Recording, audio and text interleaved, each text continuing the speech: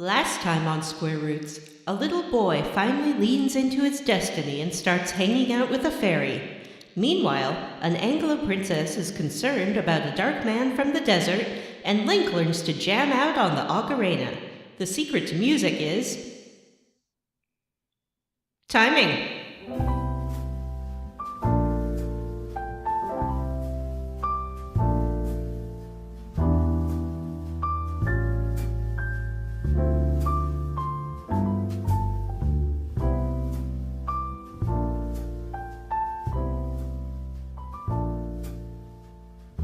Hey everyone, and welcome to Square Roots, the classic RPG podcast. My name is Jim Banks. I'm joined by Matthew Van Zant. Heyo. John Jabu-Jabu Brandon. Do you need me to repeat that? And Vanessa. John Jabu-Jabu Brandon. Yeah. Vanessa. And this is a podcast where we play and discuss your favorite RPGs one chunker at a time. Isn't that exciting? It is. It is. Yes. We're still doing it. After all these years. After all of these years. There were some tough times, but we got through them together, and I think we're stronger because of it. I think so too. We're a unit. A real squad. Aren't the real classic RPGs the friends we made along the way? Yes. That's a good point. That's deep. Like Secret of Mana, Final Fantasy Adventure, Phantasy Star 4. Phantasy Star 4. Those are the friends we made along the way. A Bard's Well, Tale. I mean, if I ever find myself in a situation where I have to pull a rusty sword out of a rock and go on an adventure to save the world, you guys are the ones I'll be bringing with me in my party. Ooh. Yay! I can be a healer. By that, I mean I can put, like, Band-Aids on you. What are we playing now? Legend of Zelda, Ocarina of Time. Right? Yes. Yes. What? I got so angry I wanted to throw my 3DS. That's pretty funny. I was thoroughly enjoying your frustrated messages last night. Let's see. We played from where did we play?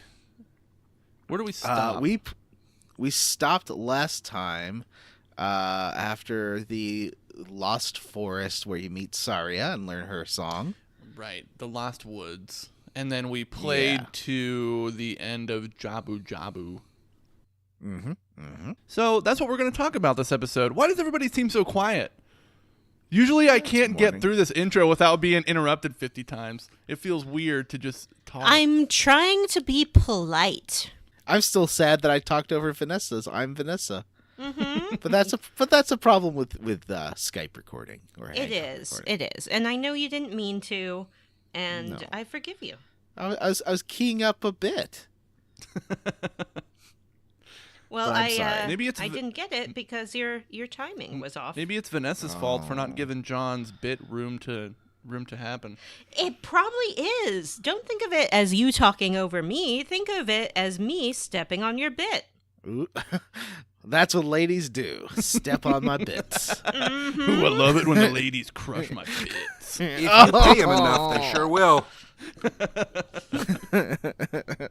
Stepping on your bits with Vanessa. Nope.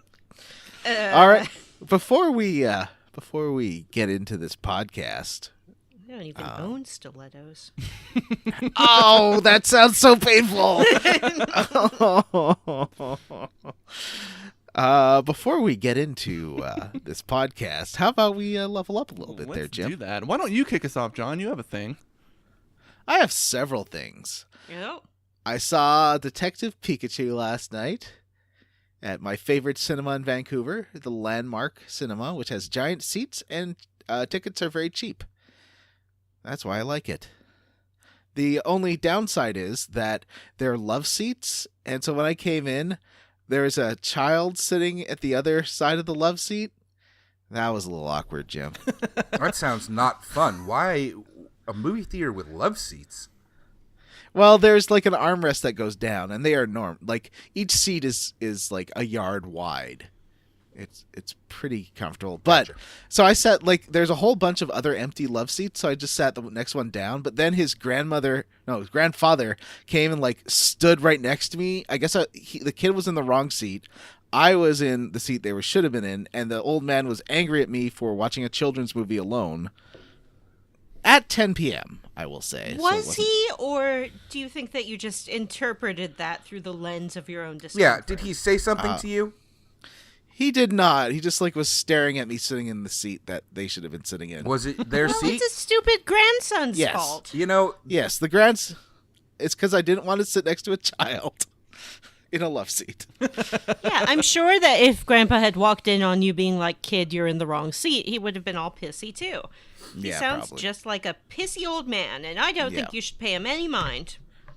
The movie was fine. I really liked it, actually. The animated credits at the end, now that they don't have credits at the beginning because people are too busy for those. Before Ryan Reynolds' name was an old coworker of mine, Eric Nordby. He's VFX director. Oh, neat. It's this is someone I used to work with a lot. It's very weird. I guess he's doing well. That's crazy. I mean, the VFX are kind of the star of that movie. It looks amazing. It does. It looks great. I think when I was watching, I was this must have been how Avatar felt to stupid people. Because, it looked real. I've never seen VFX where it's this looks like a physical thing in the world. Yeah, it's crazy and how also, good Pikachu looks. He looks like an animal. When Pikachu and Psyduck get out of the water, it looks so real. I was did they mix in some animatronics there? Or the fur and the feathers look good. Vanessa had some what would you call that? I used the term last night. Wish fulfillment, I think. Have you seen this film yet, Vanessa? No. Oh, then I won't go in about why. I imagine it has something to do with Psyduck because that is my only Pokemon-related wish. I don't want to talk about it, frankly. So I thought it was fun. It was probably the best video game movie I've ever seen. Wow. Yeah, it's very good. And I like that. I don't know anything about Pokemon canon, but that it respects Pokemon canon is pretty neat. I'm a little shocked at the shocked expressions from Jim and Vanessa. What else is a good video game movie? Name a single one. Double Dragon. I haven't. Yeah. Nope. That's on Amazon Prime. I saw it when I was flipping around the other day. I was like, should I watch this? And the answer was no. No.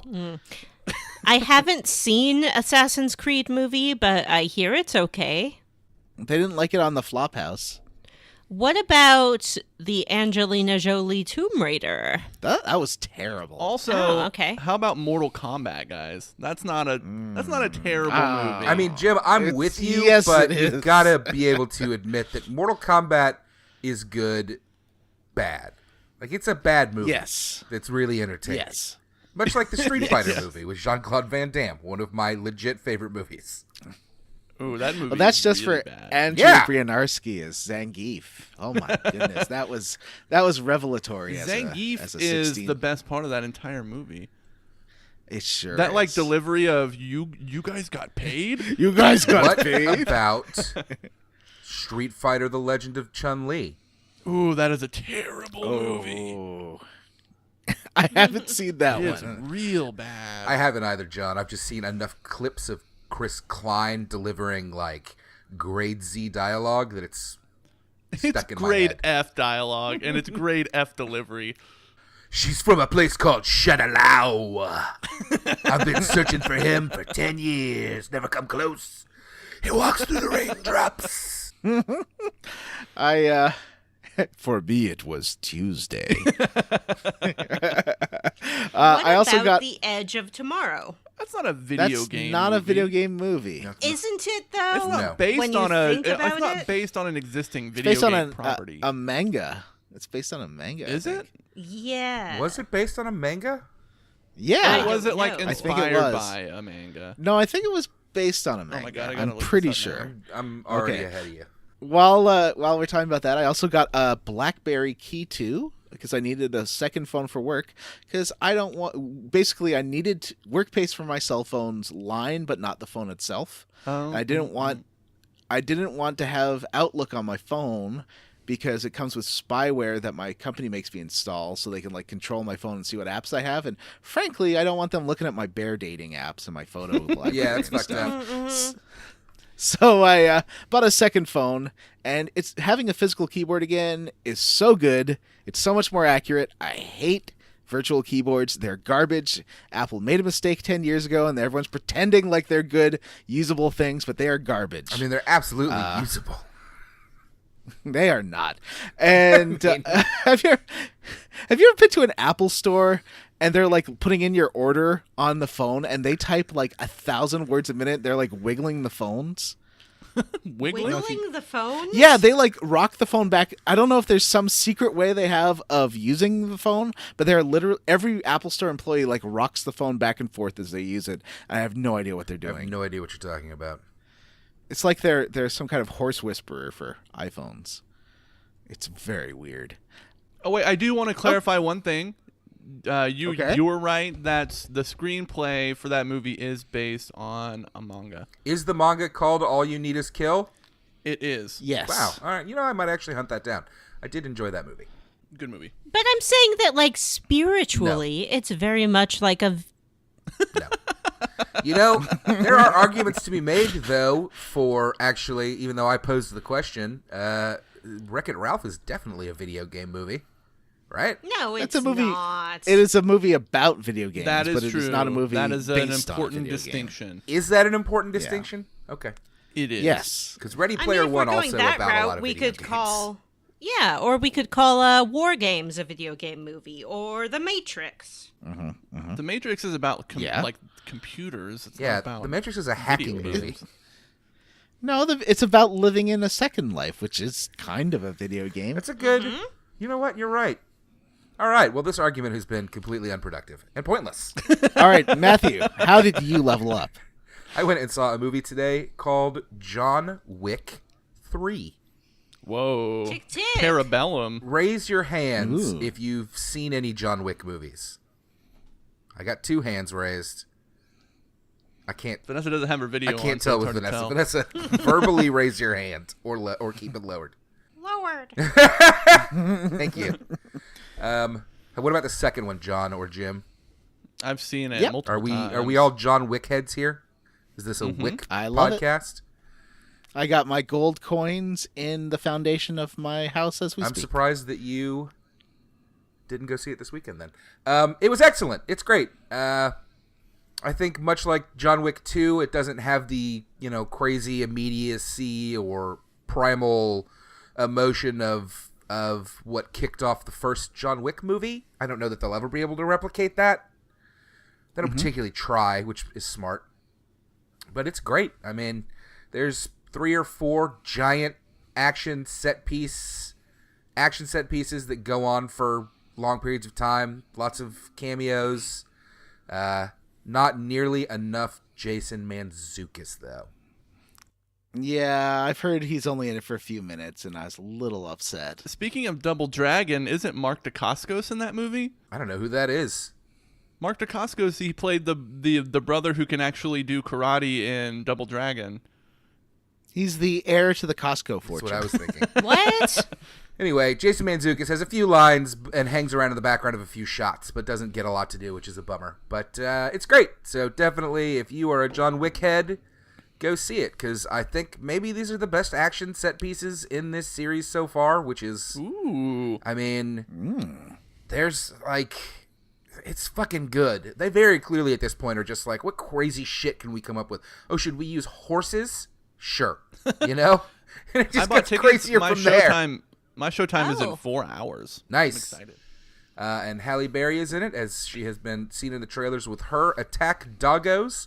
And those scenes are fucking incredible. Incredible. Plus Keanu Reeves, man. Keanu good. Reeves, I watched 1 and 2 this weekend before watching 3, and I'd seen him before. I like Keanu Reeves, and I think he is a good actor. He is surrounded by amazing actors who are hamming it up, chewing the scenery, and he does actually come across, I think, as a little more wooden than Yeah. he would probably like. It's a little He's tough. not a scenery chewer. Yeah, he's got Ian McShane chewing scenery, Lance Reddick, what's his name? Lawrence Fishburne. It's Mark tough to Dacascos. compete. So whoever that guy is. The Iron Chef is in this one, which is That's news Mark to me. Dacascos, dude. He's the Iron Chef chairman. Oh, really? Yeah. Okay. Mark Yes, Dacascos, John. yeah. He's in a Jim. Sorry.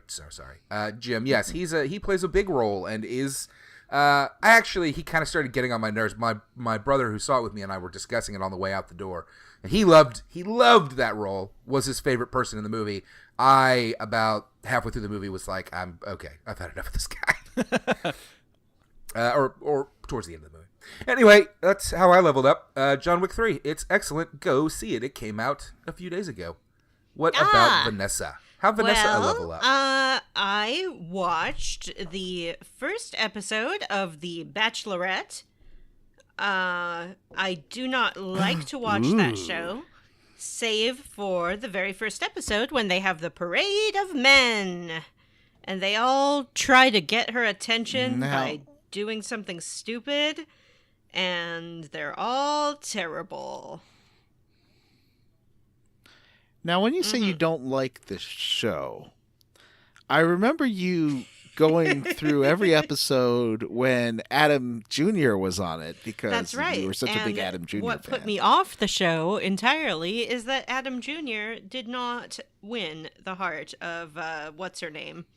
She was a fool to reject him. Mm-hmm. The producers were a fool not to make him the next Bachelor. Adam Jr. is the only, Yes. I would say, really like in his heart good person who I've seen on that show. But I have high hopes that Adam Yes. Jr. will maybe get his own spin-off show of some sort, or even like a morning Right. talk show. I'd wake up to Adam Jr. every day. I also saw a movie called Avengers Endgame. I saw it again. You've already seen it. Well, Why? I saw it again because I had a friend who was out of town when I went to see it the first time, and so I told her I would go with her, and I did. And also, the first time I saw it, I was very invested in the structure and the plot, and I didn't really feel strong emotions one way or the other. And then afterwards, I found myself listening to a whole bunch of spoiler podcasts about it. Not just ours, others. Like the Empire podcast. I'll plug that one. It's about 3 hours long. And other podcasts did their own 3 to 5 hour long episodes. There was a 5 hour long one. I listened to the whole thing. So after that, I felt like, okay, now I'm ready to really be emotionally invested because I've heard all of these people talk about their strong emotions and I want to feel something too. So I went again. It didn't work. Yeah, I didn't really get the feels. Maybe Yeah, I it's think you it's and not the me. movie. Maybe the feels are like laser targeted at dads in their 30s because all of the emotional crux scenes were about like losing a girl you liked or something with your children. It was a very twice. daughter loss heavy movie. Multiple characters lost their daughters. It's I appreciate it. I think it's a great achievement of cinema. This culmination of 10, 11, 12 years of Marvel cinematic movies. It's an epic, but it just didn't get to me. But to be fair, I rarely cry at movies. The only ones I can remember are 12 Years a Slave and Room. Oh man. Was the battle at the end more comprehensible since you knew what was happening and could kind of track it better? Because that was my big problem is I didn't know what was going on. I did not find that big it battle at the end. incomprehensible the first time, and I did not find it incomprehensible this time. Yeah, I think they did a good job of balancing big epic stakes against personal character moments.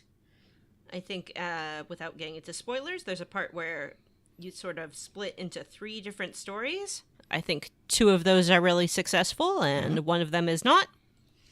And I think you can probably guess which one I'm talking about.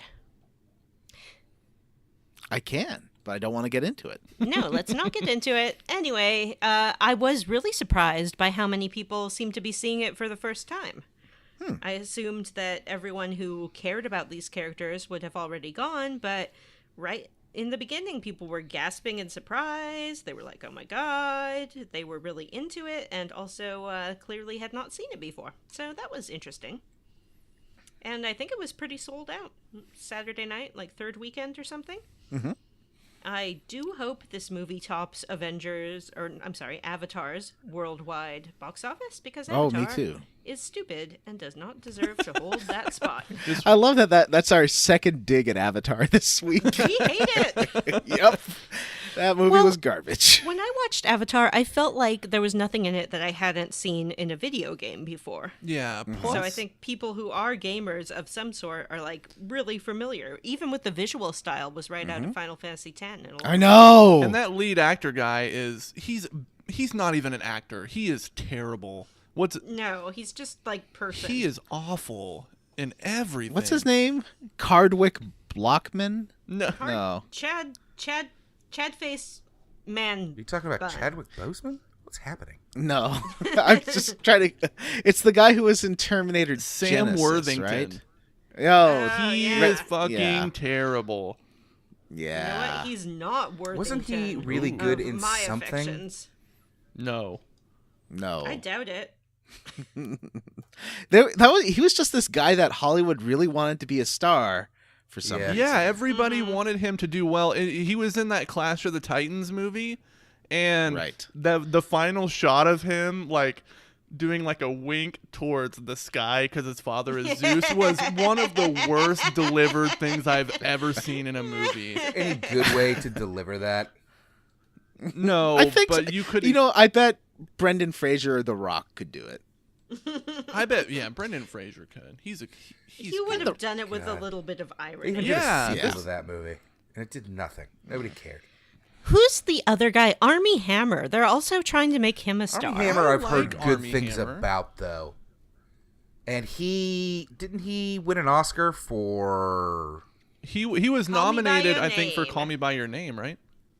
I do think that Endgame is a great display of how much some of these actors have improved. Chris Evans has gotten so much better. Yeah, for sure. Yes. I will look forward to seeing him. Chris Evans. He plays a character called the Captain of America. He really has. You might have heard of. And I would like to see him do something not so actiony. I think maybe he's ready to take on a more... like maybe one of those movies about journalists uncovering something or something like I mean, that, when are we going to get the sequel to Not Another Teen Movie that the world's been clamoring for? Clamoring. Mm-hmm. I worked on Push. Maybe they could do a Push 2. Yeah, Push was not a good movie. It Pushed again. could have been a lot better. Wasn't that It the was one that exactly the opposite of the kind of movie I'm talking Wasn't about. that the one that had Hayden Christensen in it? No, No, that's not. that was Jumper. Jumper. It had Dakota Fanning. Yes. Oh, I was thinking of Jumper too. I don't think I saw Push. Yeah, I Oh, don't think he I saw played Jumper. like a dude with telekinesis. Yeah, it was kind of what's that movie with the guys and he's got telekinesis and he turns into a blob at the end? The Blob. X-Men. Wait, are you talking about Akira? Yeah, Akira. It was not A little like bit Akira Akira-y. at all. It's just a X-Men knockoff, right? That's what it looked like. Pretty Yeah. much, yeah. It was good. No, I don't want to see him with any superpowers. Chris Hemsworth. They did not know what to do with him in the beginning, and now Yeah. after Ragnarok, they've realized he's a comedic actor. Yeah, I like Yes. that he's leaned into being funny because he's really good at it. I saw Yeah. the trailer for Men in Black 2 a little while ago. And Men in Black International. Excuse me, you're right. It's Men in Black International. This isn't even 2. This would be like 4. Anyway, he has slimmed up quite a bit. He's not as jacked as he used to be. Well, it takes a lot to maintain that level of jackedness. It is not natural. And I don't blame him for not wanting to have that body if he doesn't have to. Can I voice my support for something Vanessa said earlier? Chris Evans in an investigative journalism movie? Give me that movie. I'll Right? watch that movie all the time. That's what I'm but saying. Is it like a dramatic movie that takes place in the newsroom, or are we talking about like a suspenseful movie where people try to kill him?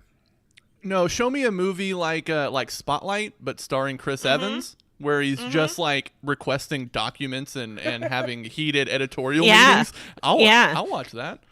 Because he can do the righteousness, and now we've seen he can do sort of the wariness too. Yeah. Jim. Oh, my turn. Well, Vanessa should probably hand it off. Jim, how did you level up? I want to quickly recommend two of my favorite artists put out albums. They both put out albums last week, and I want to recommend them. One is the album Young Enough by Charlie Bliss.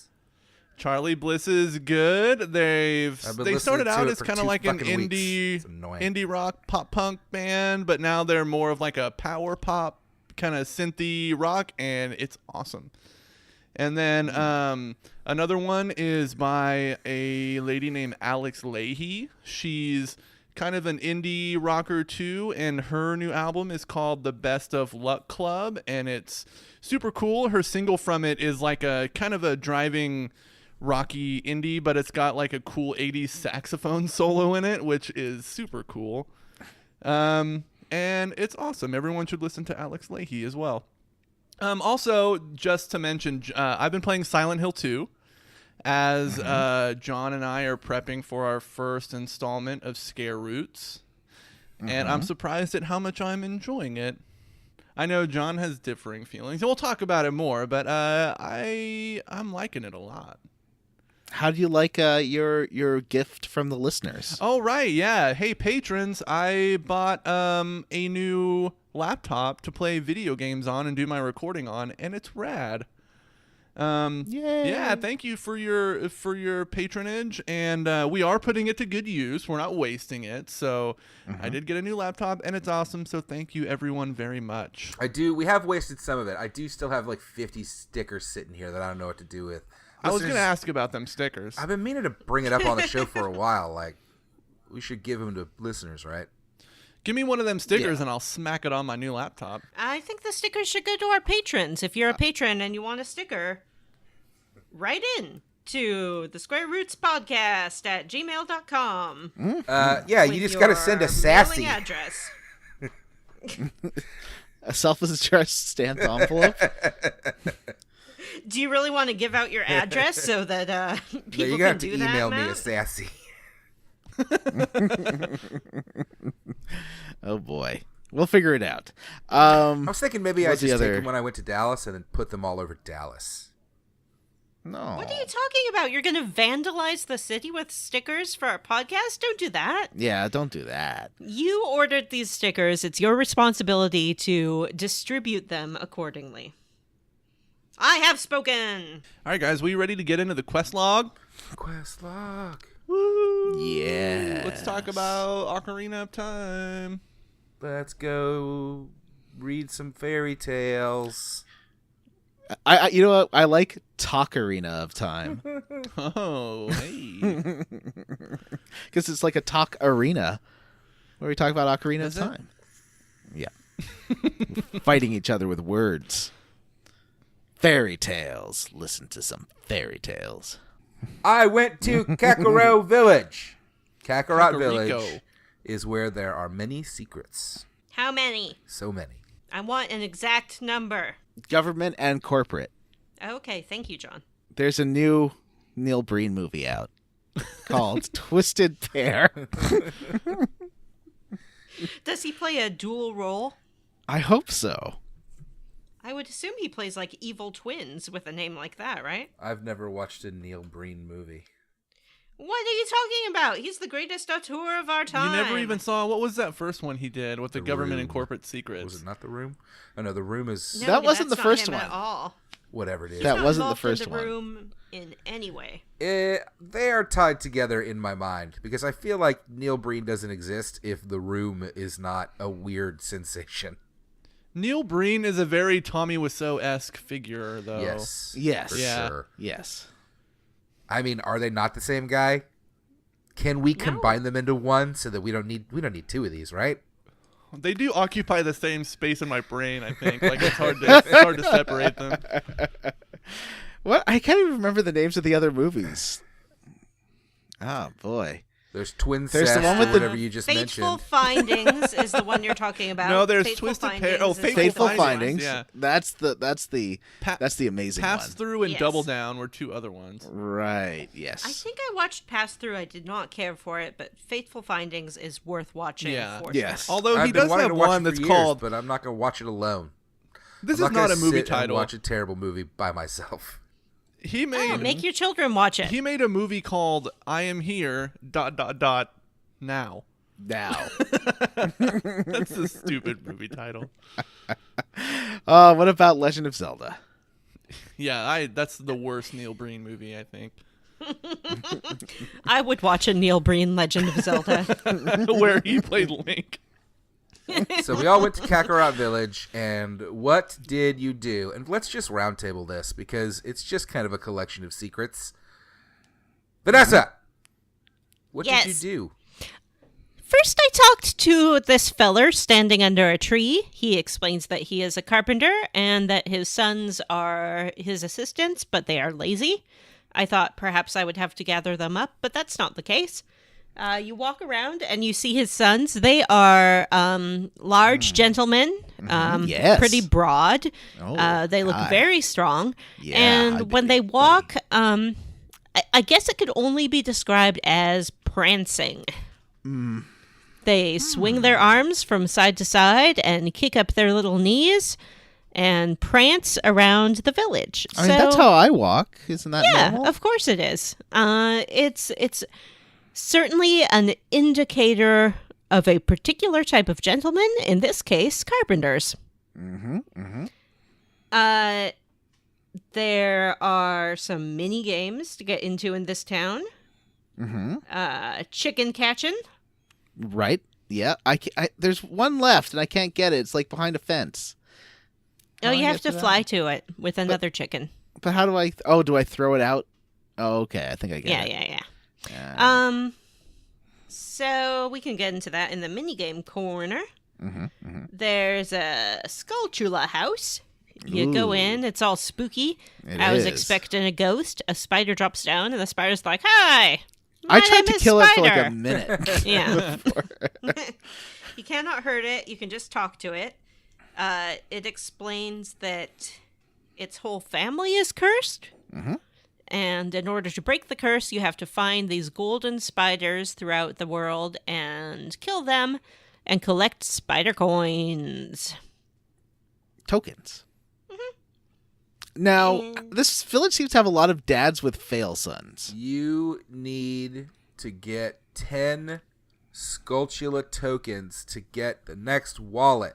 Everybody. Get that wallet. I think I've got like 14 now. Really? How? Yeah. How many do you have? 8. I think I have What? 2. I have not been good at And I went collecting back to the Deku tree once I got the boomerang and collected like 3 from there. A lot of the ones I've got, run like, across, I've been able to kill but not collect. It's been very frustrating. Yes. If you use a boomerang, you can get all the tokens.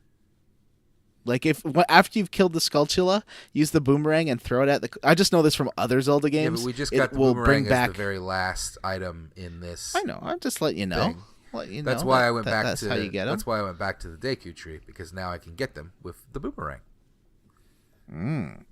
Yeah, I don't know. I keep running into these stupid Skulltulas, and then I kill them, and then I get the thingy, and yeah, I've already got You've the wallet been and everything. getting lost a lot, John. Yes, yes, because this camera is terrible. It's not great. I do like to hold down the left shoulder trigger because then you can use this thing called motion controls, where you have to manipulate something using just kind of your wrists. Oh, Use Like, up what? and down. tell me more. What? But it lets you look around the world a bit more, like having an analog stick on your right thumb would do. You could buy that new. Vanessa has a new 2DS that has a second analog stick, but I don't think it works for this game. Vanessa, it works. My 2DS does not have a second analog stick. John is lying. Yeah, it has a little nub, doesn't it? I thought all the new little nub? Like wait, hold on. This is an analog stick. Yeah. This You can use that to control cameras in like mine later. has that too, but it doesn't seem like it does anything. It works in Majora's Mask. It doesn't work in this game. Oh, does it work in Majora's Mask? I think so, because that came out after. I've and got had it. some like. No idea. Mine I thought doesn't that have was the just nub. like a little rest for the screen or something. No, it's like a secondary stick. Amazing. The 3DS definitely is like causing me hand cramps at this point. Oh, God. Man, if I play it for mine too does. long. There's a boss later. That octopus hurt my thumb. Yeah, that octopus. I almost threw my 3DS, but we'll get there. Ugh, that boss. Anyway, yeah. So, did you go to Impa's house? Impa? Impa, the lady. She's got the boobs. We looked at fan art of her. Zelda bodyguard. Yeah, Zelda's I do bodyguard. remember her. I don't think I went to her house. Her house is in this town.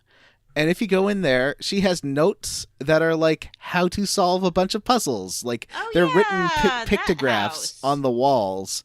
And I don't know if this was in the N64 version because it would require a lot of texture work that I don't know if the N64 could do. But it's really cute. There's like solutions to all these puzzles, all just like drawn on posters around her house. And I thought that was really fun. Yes, I went to that house. I did not make the connection that that was that lady's house. You didn't notice that everyone in the town won't shut up about Impa, and then like that's Impa's house. I think it says Impa's house when you walk in. I remember that, and I did notice that. What I did not remember was that the lady we had met was named Impa. Oh, okay. We talked about it for like 20 minutes last time. I'm not great with names, okay? Anyway, also in the village is a graveyard. Yeah, and I had to see. This is one of those things where you kind of have to mess around with time a bit, and time doesn't pass in the town, and it doesn't pass in the graveyard. So I had to go back out to the field because someone's like, "Oh, come back after 6, and this guy will be there, Mr. Blarve, Dave? No, Larvae. And so I went out, wandered around till I heard the crow call. Oh, no, not the crow. What's the night one? There's some like night sound. An owl. Owl, that's it. And, well, excuse me, Vanessa. Oh, okay. You're Thank you. excused. And so I went back into the graveyard, and this weird old guy was walking around. Yep. Does he have a skull for a head? I guess we all do.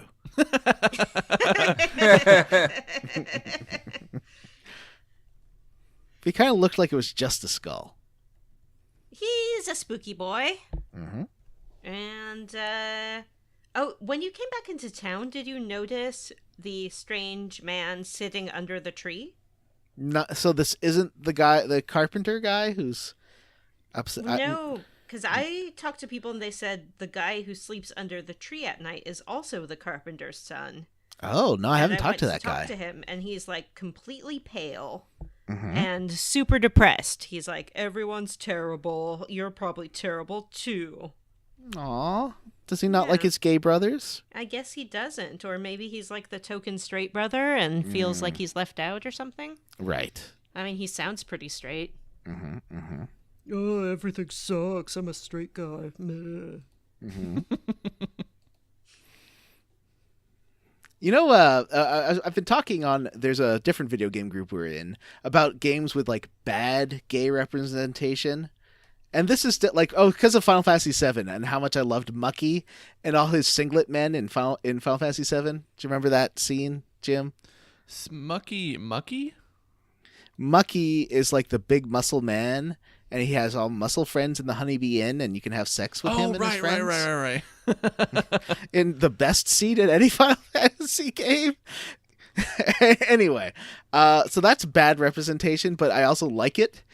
You know, like I recognize that it's bad, and I'm sure other marginalized groups feel the same way. Of like, well, this kind of sucks, but I like that it's here. Like the big muscle men, gay muscle sons. It's like, yeah, they are making fun of gay men, but it's also kind of fun having these large, queenie dudes running around with their arms out. And So it doesn't make fun of them too egregiously. I feel Hey, like. they're big, lazy, feminine men. I mean, that's the joke. Is that a stereotype? In Japan, that gay men like, are lazy? well, that we can't do anything, like that we're useless and just like can be hairdressers. You can do lots of things. Well, I know that. Japanese I culture know doesn't, that. though. Well, you know, it's not just Japan. Plenty of places. Sure. But in Japan, gay men are always depicted as big muscle men. Interesting. Well, not always, but a lot of the time. It's like the stereotype is that they're large. Interesting. Yeah.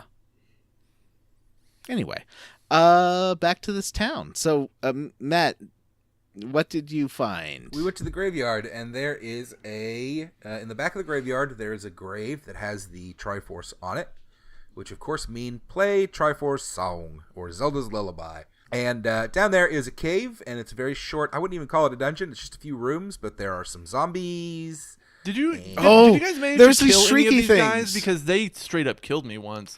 Those things are terrifying. Yeah. I don't think you can kill them. I think You can stun them with the sun spell. But you can still Yes, you can still stun them with the sun spell. You can and then- kill them though, right? I don't know. Eventually? Maybe with the fire. I got the fire spell. I wonder if that would work on them. Probably. In fact, I'm fairly certain it does.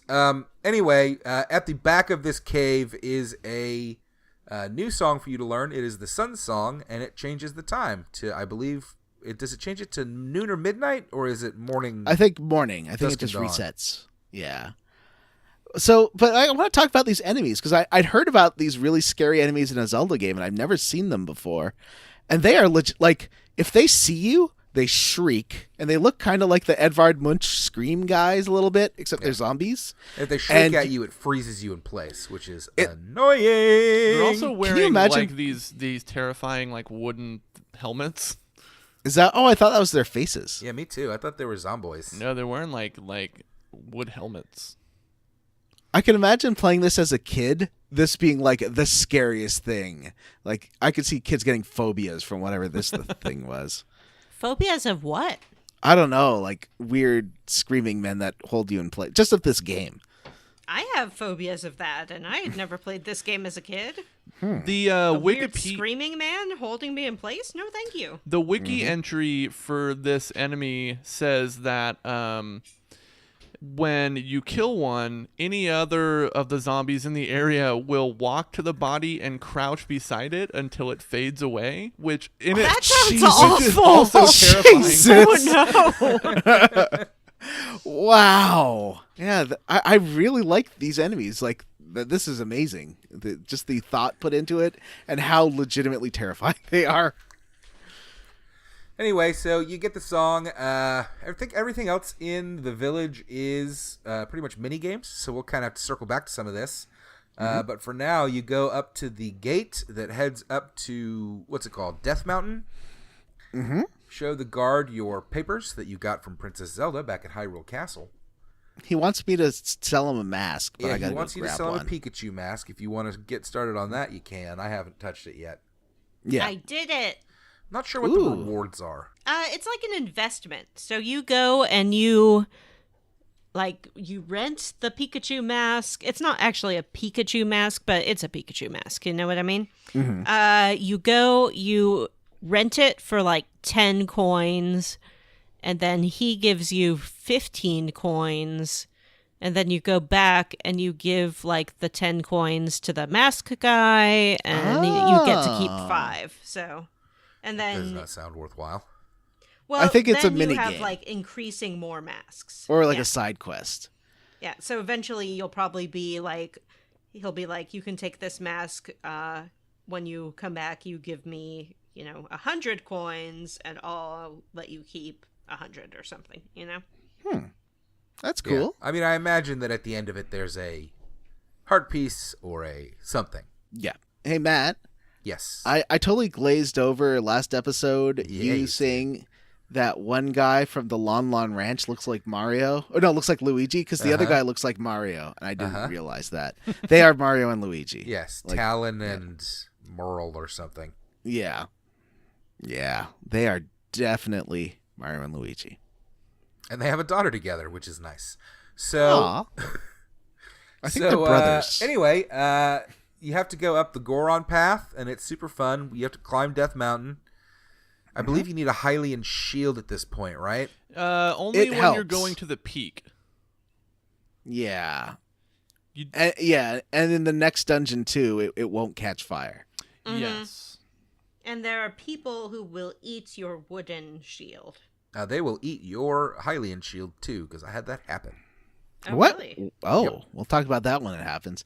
So we meet on the way up. There's this, like, what looks like a rock, but the rock unfolds into a cute, cuddly, big dude. Goron. And he's like, hey, buddy, I can't get in here.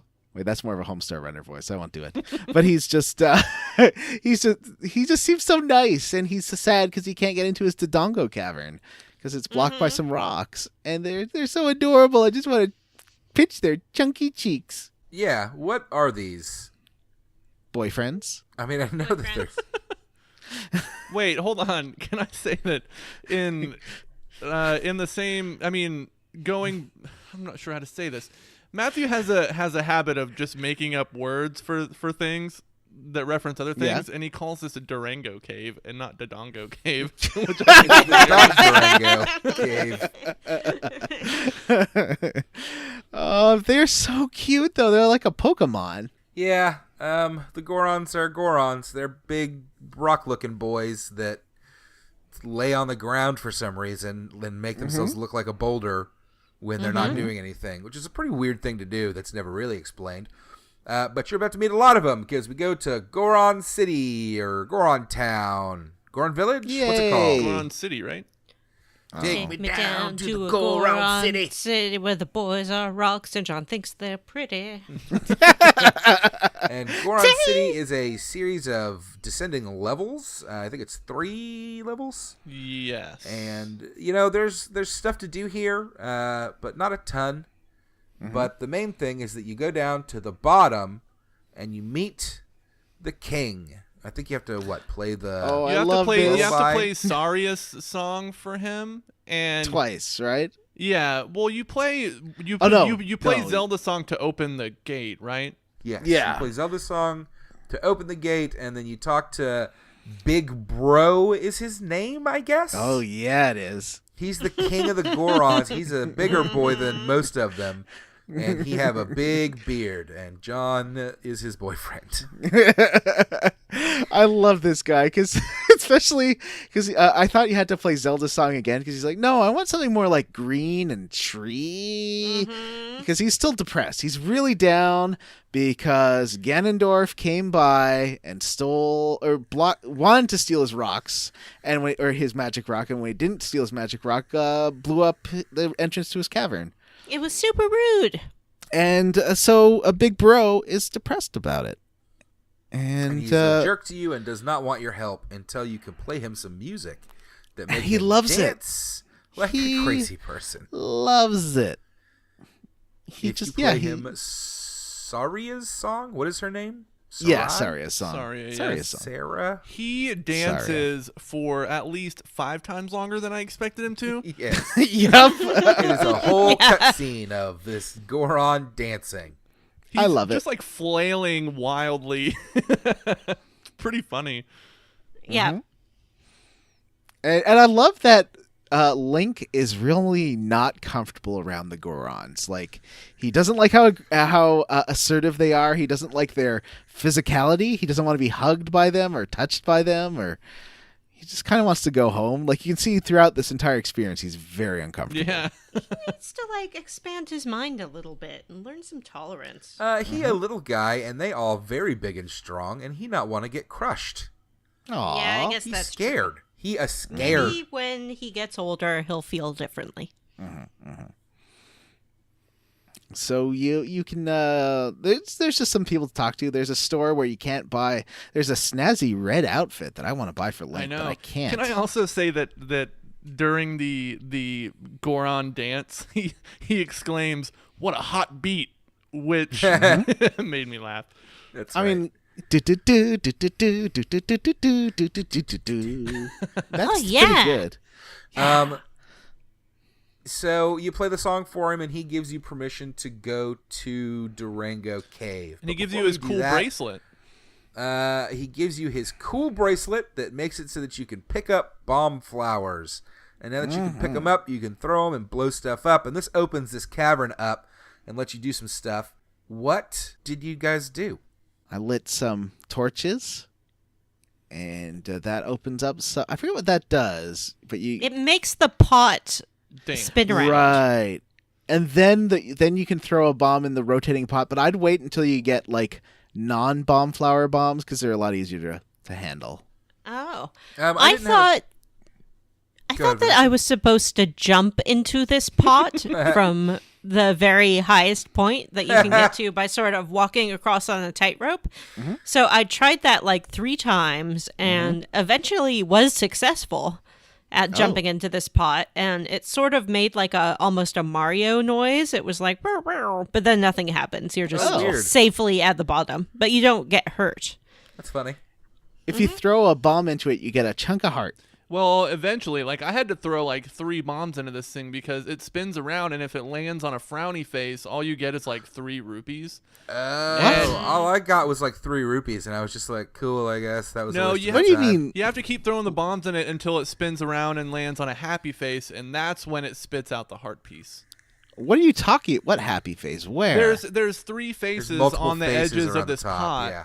And so when it like spins around and it faces the camera, it's either going to land on the happy face or the sad face. And if it lands on the happy face, you get the heart piece, but the sad face, you only get a few rupees. Yeah, I need to go back here anyway and collect that. And so I had to do it like 3 times. Sculptulas. I just did it once. I couldn't even because you know the part where Vanessa like was trying to do her thing. I was trying to throw the bombs from there, which is. Don't do that. You go to the second floor and you're right next to it. That's where you do it. Yeah. There's a few other things here. There's one giant Goron on the second floor rolling around because he's so angry about the cave being shut down or something.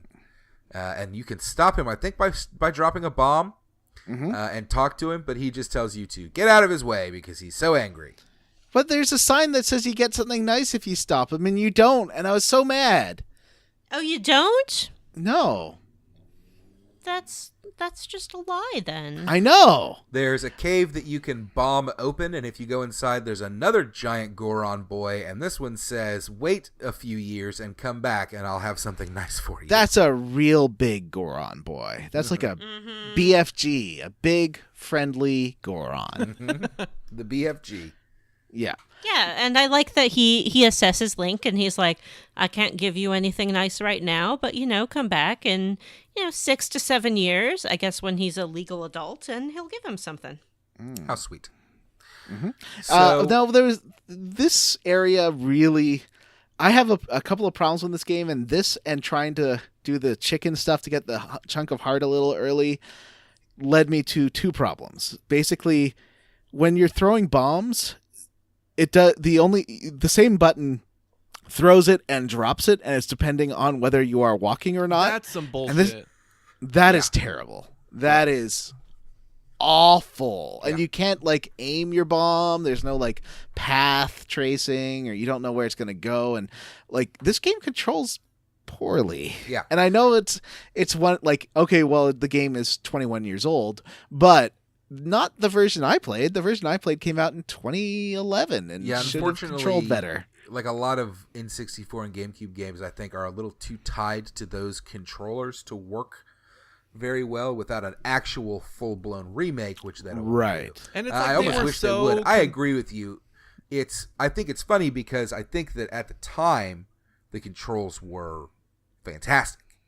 No. I feel like they were so like obsessed with showing you as much of this 3D world as possible. Like they position the camera in such shitty ways. Like it's to the detriment of the gameplay, and that sucks. I mean, it's the lack of camera control is the biggest thing. Right. Yeah, I don't know, John. I think I'd like to see it compared to other 3D adventure Well, the other games at the time. This was real early in the beginnings of polygon worlds, really, and everything had terrible controls. I think Mega Man Legends was the first game that had the lock-on camera. Like, it came out just a little bit before Link did, or Ocarina of Time did. Say it again. What's the game? Mega Man Legends, which was like the 3D Mega Man. Oh man, that's a great game. But that one didn't have analog controls, and I think that 3D games work a lot better when you have a full, not with a D-pad. Basically, if you have a full range of movement. Oh, I agree. And I really like, it's something I was talking with Jim. I really like tank controls for these games because it's a lot slower and more precise, but it's not fast and fun. You can't really do a Zelda game with tank controls. Mm-hmm. God, what a nightmare that would be, a Zelda game with tank controls. Fucking kill me. This is one of the first games that I can remember with the lock-on and the shift when it locks on to a different style of movement, which is something that is so standard now in games that I think like the you don't strafing? really Is that notice what you mean? it. The combat in this game was fantastic at the time. I could barely make the lock-on work. Yeah, me too. Half the time when I'm trying to just lock, it's like, oh, there's an enemy near here. No, I'm going to lock onto this other enemy, and then you're going to get hit by this one that you were trying to fight. Yeah. Or I'm not going to lock onto anything. Because you have no control over it, and the game solely relies on Navi, which is a cursor that you can't control. And it's you're right. It's terrible, and I wish that they could do something about it. But it seems like they are unable to really go in and implement a full camera in this game without remaking the game. So anyway, let's talk about Dodge Durango Cave, guys. I think we did everything there is to do in the city. Cave. So I'm gonna drive my Dodge. It's got a Hemi, a 5.7 liter Hemi. It's got room for 7 passengers. You can get it rear wheel or all wheel drive. Well, I'm sold. Where do I sign the paperwork? Just come to your local Chrysler Dodge Ram dealer. Well, I'm sitting here with you at the Square Roots table. You can't just print it out for me? Vanessa's a notary public. I'm sorry. Oh, well, bleep that out. I'm not a She's notary not a notary public, John. Why would I bleep that out? Because now you've revealed that I'm not. Anyway, what do we do at the cave? It's a good cave. It's a big cave. A lot of it's centered around a very large main room that's got descending and ascending platforms. There's a giant... I have a question. Skull head, and Vanessa has a question. You know them rocks we find, and Navi's like, I think there's a fairy in there. Better let it out.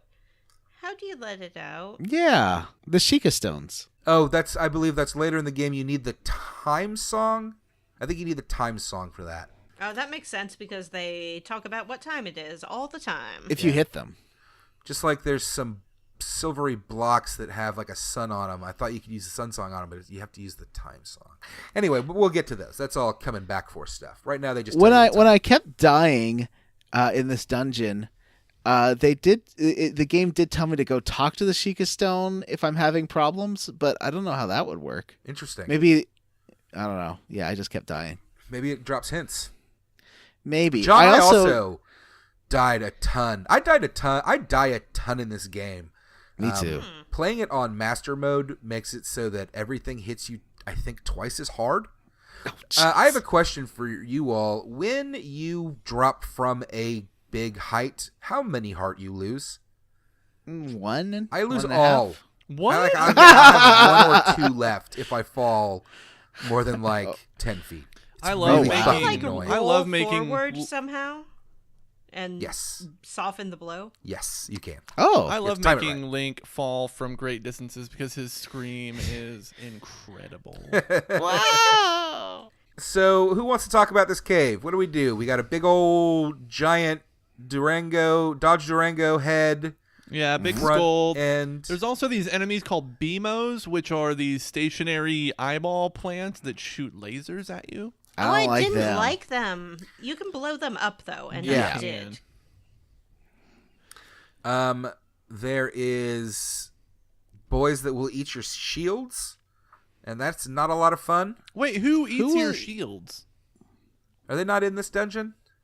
Yeah, I they don't are. know. I lost my fucking shield. Oh, maybe that might be a master. Oh, No, it ate my shield too. I was gonna say, Oh. I think my shield got burned up. My wooden shield got burned Yeah, up. that Yeah. did happen. When I got hit by a multiple bat. shields Yeah. in this playthrough. Sometimes after you kill them, though, the shield will pop back out, which is nice.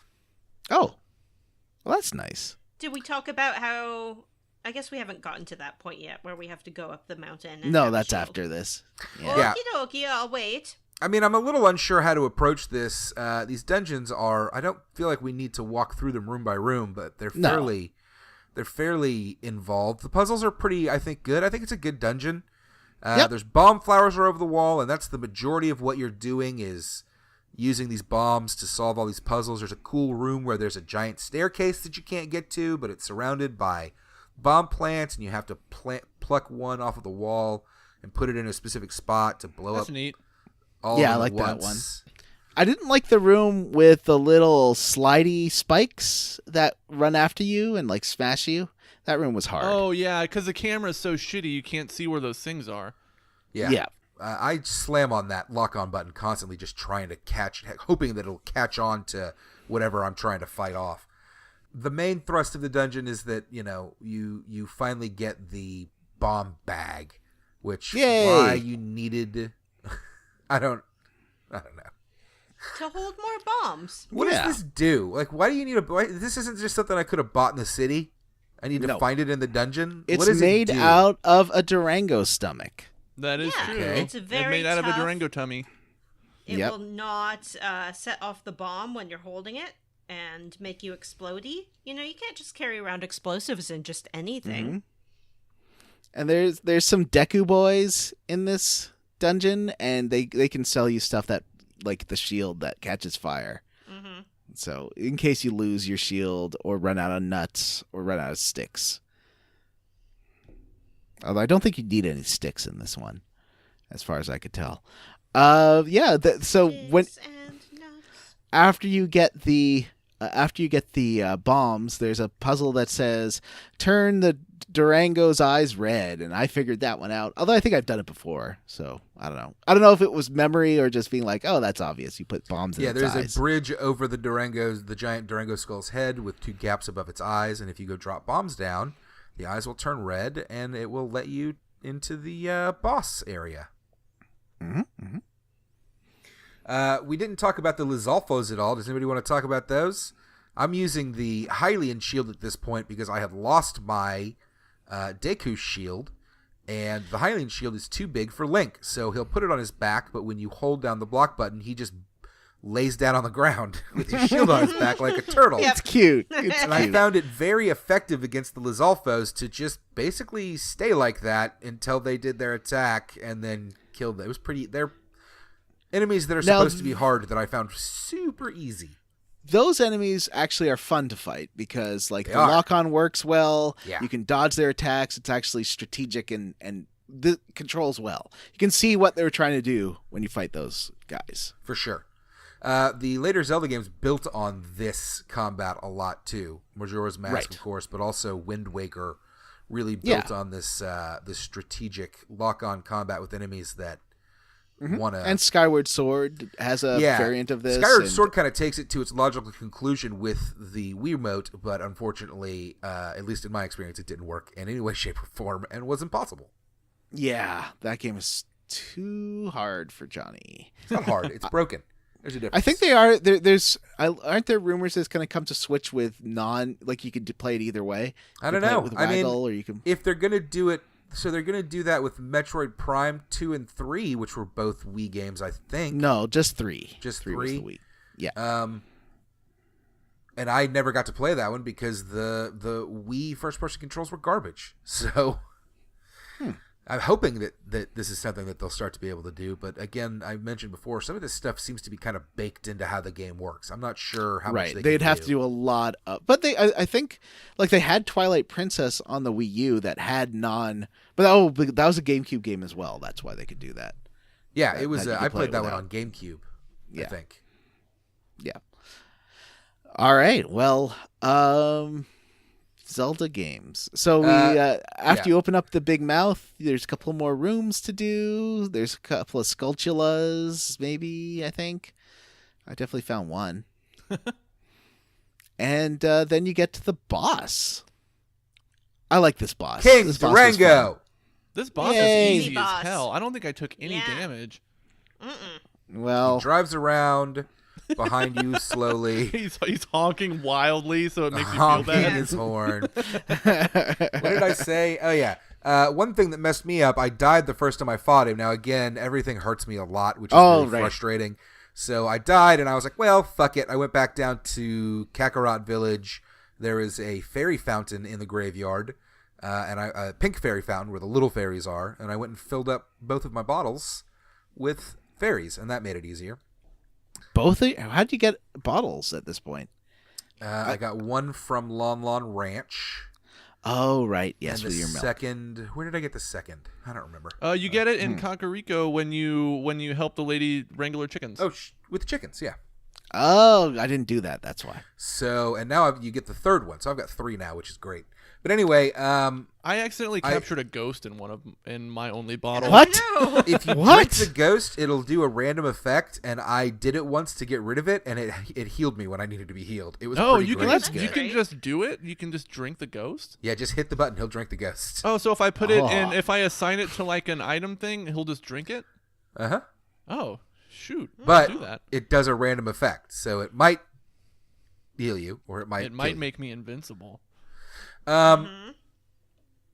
Anyway, might I make you a died ghost. fighting King Dodge Durango because I was trying to stay too far away from him when he was doing his little sucky thing. And you have to get right up in his face before he goes sucky. And then you can throw Stop bomb saying in go mouth. sucky. You suck it up. You're going to suck Get that right in bomb his right up. face, and he'll suck it up. And it explodes him. It explodes all in his mouth after he sucks it up. And then you punch him in the face a few times. Do this 3 times, and you have defeated a Dodge Durango. Yay! So from here you can go. This is a bit of a chance to mess around, right? Did anybody go do anything? John's got some notes on some stuff. I do? Before the next dungeon is going to be the Zora dungeon, which we'll talk about in just a minute. But before that, King, your buddy, Big Bro, comes out. And he's like, Yes! Hey, buddy, you totally saved the day. Here, have a redstone, some kind of power crystal. I don't know. Spiritual stone. And whenever you get items in this game, if you have the 3D on the 3DS, for whatever reason, I find it's hard. I can't play the game with 3D on because you're moving too much. But I find it gets blurry, yeah. When you have these items, it looks incredible. Like, it's weird how it just looks like there's a physical Zelda item in real life. I don't know. There's something about it just really amazes me. And I was like staring at it for 5 minutes because it was so fun. But yeah, he's so excited. He's like, I'm going to give you a big hug. And he like pets your head so hard you get squashed into the ground a bit. It's pretty funny. And he just loves you. You're his bestest friend. He brings over all his Goron buddies, and they want to give you hugs to celebrate. And Link screams and runs away. Yeah, that made me laugh. Yeah. Hard. And then right after this, there's a bunch of places you could bomb, and I found one with a cow in it. And I can't do anything with this cow right now, but he seemed pretty happy. The cows, if you play one of the songs, will fill your bottle up with milk. Oh, I bet it's the Lon Lon Ranch song. I have that. Or is some song that... I think it's a different... I think it's the Epona song that... Well, that is the Lon Lon Ranch song, I guess. Yeah. The one that Malin taught me. Yeah, that will give you milk. Oh. Which is like a health potion. So, okay. What about Death Mountain? Okay, so I went all the way... Great Fairy? I did. You have to, but I blew up. I used all my bombs getting to the cow. So then I did the Death Mountain thing, and I get to the tippity top. You have to like dodge a bunch of rocks. I didn't realize until later Dodge, you can duck, like dive, and dodge. I didn't realize you could like just crouch while it's exploding. Because basically the volcano goes off and on, and you can walk. I didn't realize that, so I just kept getting hurt. You gotta hide under your shield. I didn't realize that because I'm dumb. You have to be a turtle. But when I got to the tippity top, which involves like shooting some sculptulas and stuff, then the owl's like, "Hey, buddy, it's nice to see you. You've really grown. Look at you getting all the way up here. You're so smart." I was surprised at how gigantic this owl was. That owl up is next to big. It's massive.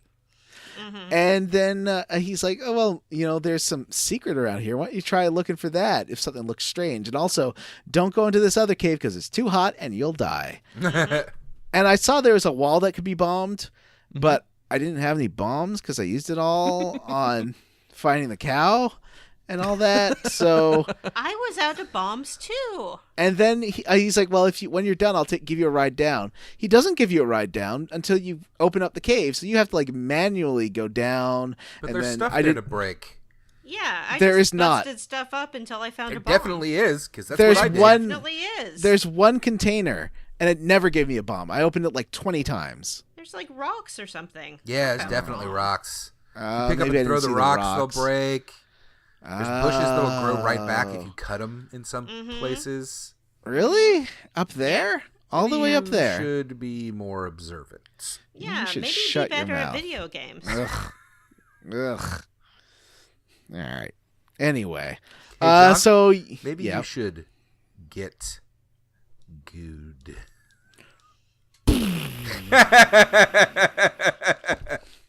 But I am proud of you for not using an FAQ because that would have just cheated yourself. So I did use one for the boss that I got stuck on, but we'll get there. I exploded the wall and found the Great Fairy. I love the Great Fairy. The Great Fairy's rad. Her laugh terrifying. is the stuff of nightmares. Yeah. Woo!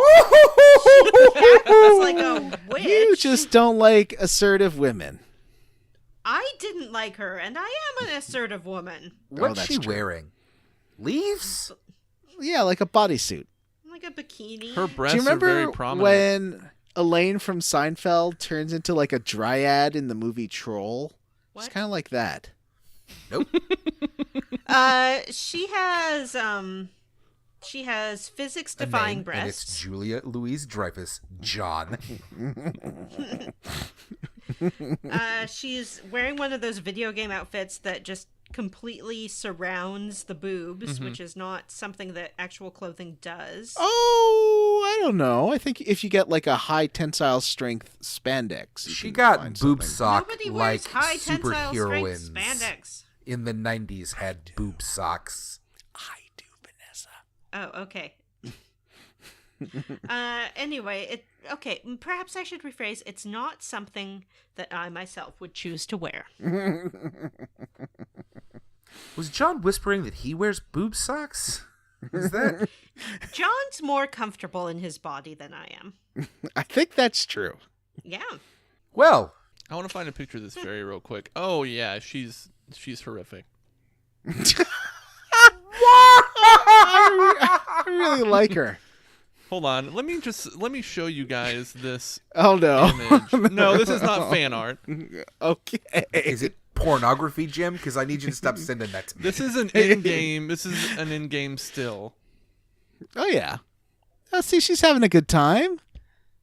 Look at her. She's having fun. That's what you see before you die. I don't know why people dislike her. It's like Luxana Troy. She's like the What? video game equivalent of Luxana Troy. I guess. I like her. People don't like Luxwana either. I know. It's because they're uncomfortable with assertive women. That's right. So this fairy teaches you how to spin around with your sword, which is something that I never do. Yeah, I don't never remember to do this. I did that in the next dungeon because it kills the jellyfish without Oh, does zapping. Yeah, Oh, without I you didn't getting know that. hurt. Oh, I couldn't figure out Do how you to do the that. quick spin or the full magic spin? The magic. You have to do the magic spin to not get hurt. Gotcha. The quick spin will hurt you. Is it like an invincibility animation? Is that why you don't get hurt? I think because you're hitting them with magic, not with your body. Oh. Mm-hmm. If you want to get really frustrated, check out the video I just sent of Ocarina of Time remade in the Unreal Engine, Unreal 4 engine. Oh, Lord. Because why doesn't the game look like this? Do you want the game? Some people were complaining on the internet, like, one guy made this in Unreal 4, and it was just like generic looking Link, because they're complaining about the art style for the Link's Awakening remaster, which looks amazing and adorable. I think it looks amazing. That looks awesome. It looks fucking incredible. Yeah, that looks. What is it with awesome. fucking douchey dudes on the internet who can't understand that some things are designed with other aesthetics in mind other than looking super fucking cool? Because they can't handle it. Because anything that's like a hint of cute might indicate that it's for someone other than a douchey straight male dude, and they hate it. Oh, this looks nice though. I Hey, do you like know what the lighting. I hate that people try to force us to live in a world where everything looks generic and fucking ridiculous. Mm-hmm. Give me some cute. Anyway. So the owl with the fairy, she gives you the spin attack, which is great. The owl gives you a ride back down the mountain. We land on a roof. Vanessa gets really mad about it, apparently. I was so mad. I was furious that I landed on this roof because if you drop down to the side of the roof, you can land on a little ledge, and that will give you access to a room with a cow in a cage. Oh, that's how you do that. So I gotta go all the way back. Well, I gotta go back up there cage anyway. is a heart piece. But I had decided to try to get this heart piece by flying a chicken over to the ledge, and Yes. I did, but it took forever. Oh, I really? did this So- too. Yep. I didn't think it was and- possible to do it via chicken. You Well, can. it barely was. Wow. It took me forever. And then once I realized I could have just waited, I was so mad. Vanessa told me not to do it, but I did it anyways. And that area definitely, like, the picking up and putting down the chicken is also the same as roll. And there's just a whole bunch of problems to get up there because you have to Yeah, I throw agree. the chicken and climb. And Well, this all these is- buttons are the same button. This and, is ugh. early contextual buttons, which again now are a contextual like action button is I think pretty prevalent in everything now, right?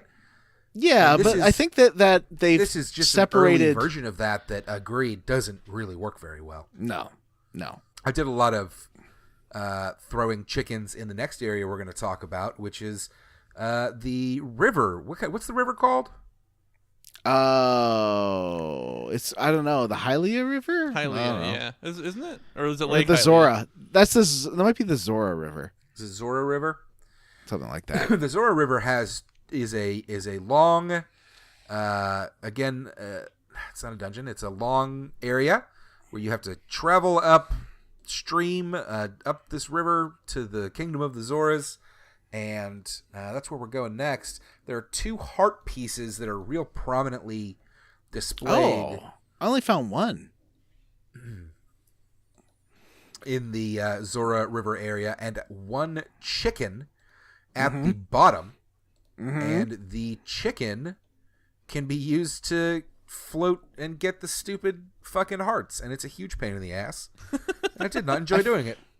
The first one, the one I got, was fairly easy. You just had to like jump off the chicken in order to grab a ledge, and that was pretty fun. I liked that. I like the chickens. I like chicken riding. I think it's the best part of this game. Oh, me too. I like it very much. chicken ride. I think that they're cute. Well, chicken. What would you call it? Using the chicken glide? Chicken yeah, gliding. chicken gliding. Yeah. Yeah, it's great.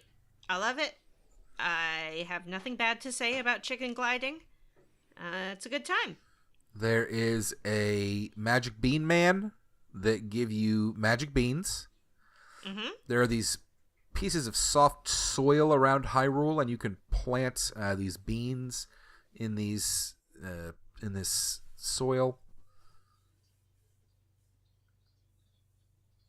What'd it do? I don't actually know. I read that they will grow to stuff later that will allow you to reach currently unreachable areas. Makes sense. Yeah. All right, well, I guess this isn't a particularly interesting little trek. You just kind of head up. It's all right. It's kind of a mazy area. You got to try to keep yourself out of the water because that'll zip you back down to the bottom, which can be frustrating. But eventually you make your way to Zora Town. And this is the Kingdom of the Zoras. So, quick question. Let's compare. What do you think? Zora or Goron? Who better? Zora. I'm going to say Goron. I wonder what John will say. Goron. I think you'd have to be a real moron to not pick Goron. Hey. Oh. We did it. No, the Zora like them Shape of Waters that all the ladies love. I think he looks neat. Love Shape of Waters. Yeah. He's got he looks kind of bow-legged too, which is neat. Bow-legged? He does look, I mean, his knees are like bent all the time. Who? What are you talking about? Zora. Yeah. The Zora guy. Zora is the name of the people. Oh, I thought you meant the King Zora. Never mind. Nope. So anyway, Zora City. Pretty quickly you find out that Princess Rudo is missing. You go speak to King Zora and he all sad. He a giant fat fish man that huge. There is a puzzle where you have to light torches again to get a heart piece, but that's, nothing to complain about. Everybody loves a heart piece. Mm-hmm. There's a area off of where you meet the king, where a Zora offers to let you play a diving game where he throws some rupees down, and you have to do that to get the silver scale. The silver scale lets you dive for, I think, 6 seconds instead of 3. Yep. And this leads you to an underwater entrance, an underwater tunnel that you have to go down, and it shoots you out all the way on the other side of the map in Lake Hylia. Yay. Yay. Yay! Lake Hylia's fun. Yeah, there's not a ton to do here yet, but there's going to be a ton to do here, and it's a neat little area. You can go poke around. Did you find anything of interest? Oh, yes. I found a scarecrow. Mm-hmm. He wanted me to play him music, but I didn't understand what I was supposed to play. Anything. He says he can remember any song, so I made a song that's A-Y, A-Y, A-Y, A-Y, so it's like A-A-A-A-A. He liked it. He says he's going to remember it. There is a hut where this guy is doing, experiments on lake water. Yeah. I wasn't sure what to do with that guy. He had some animals in under glass, too, like in tubes. Yeah. I don't trust that guy. He had an octopath traveler in a glass tube. Octorock? Yeah, that's what I meant. Octopath traveler. Octorock traveler. That would have been I'm better so name. hungry, I could eat a whole Octorock. Mm-hmm. So, but the one thing that you find here that you have to get to progress is a bottle. In Lake Hylia, you find a bottle that has a note in it, and if you read the note, it's from Princess Rudo, and she says that she has been swallowed whole by the great god Jabu-Jabu. Jabu-Jabu. And she asks somebody to help her, but not to tell her father. So what do, you little fucking snitch? Mm-hmm. You tell her father immediately. Mm-hmm. He is delighted. He says that he will allow you to visit Jabu-Jabu, and this triggers the longest cutscene in the game, which is this king scooting over to reveal the door behind him. And I swear, it takes at least 45 seconds, and the camera's on him, and he's like, scoot, scoot, scoot, scoot, scoot, scoot, scoot, scoot. Scoot, scoot. I mean, I don't know if this was longer than the Goron boss dancing scene, but it certainly is one of the longest things I've ever sat through. Yeah. It was sure as hell longer than Avengers Endgame. It was not longer than the Runaway 5/Venus cutscene in Earthbound, though. The one where you have to wait for 20 minutes while they dance. Kingfish move, and you have to go. You go out. Behind him is an entrance to a giant, I guess, lake or pond. Mm-hmm. And living in this giant pond is a whale named Jabu-Jabu. And Oh, he's so cute. I love him. I love him. I love him. Need to get a fish in a bottle here. If you love him so much, why don't you go live in his tummy? Okay, so how did you all get the fish? There's near where you do the dive, near where you land when you do the diving game. There is a school of fish that you can walk over to and capture with your bottle. Because I tried the fishing mini game and I caught fish. And you said you could keep the last one you did, but I didn't. I couldn't bring it outside. Not in a bottle, no. So yeah, I made that same mistake when I played the game way back in 1998. There's also a fairy hanging around Jabu-Jabu. If you go behind him, there's a rock you can blow up, and one of the grand fairies is in her cave there. Oh, really? Oh, what do you get from her? She teaches you Zephyr's Wind. Nice. What's that? Pharaoh's Wind.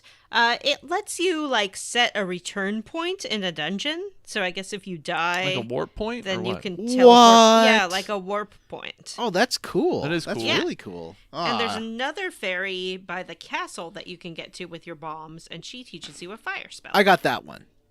I need to go get both of those next time I play.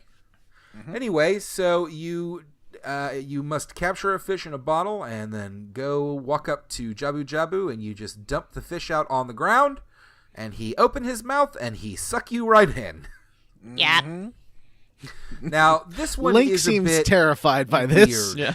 Yeah. The version of this that I played in the Master Quest was, I think, significantly different than the original version or the version that you guys played. I don't remember the original version having cows in the walls. No, there definitely were no cows in the walls. Were there cows in the walls in your playthrough? No. I don't think so. Oh. Well, in the Master Quest, there are cow heads poking out of the walls, and if you shoot them with your slingshot, oftentimes they will drop something or unlock a door. This is Wow, madness. I love it. That's amazing. What I don't love is, I like Rudo. I think she's spunky, she's smart, she's a generous friend, but she's also kind of mean. She's rude. It's true. Mm-hmm. I think she's super cute. And she is a little bit precocious, perhaps. Mm-hmm. She's a little bit lazy. Yeah. So, this is what I was getting to. I only needed to use her to unlock one single switch. Oh, yeah. You have to use her to unlock two or three, maybe just two switches, basically. So I wasn't sure if I they just drowned her really once. cut down on how much she's vital here, or there's questions as to how much has been changed from the original N64 version. I'm really unsure. This felt a lot different and a lot easier, other than a couple of boss fights. There's And Oh, go ahead. I was just going to say it's a little bit irritating to have to carry her around everywhere. Mm-hmm. Mm-hmm. Did we mention that? You scoop her up. She demands to be carried. Yes. Mm-hmm. You hold her over your head, and she sort of takes a squat position. Mm-hmm. And you cannot fight anything or climb anything while you're carrying her. Mm-hmm. You have to put her down on some switches so that she can hold them open for you.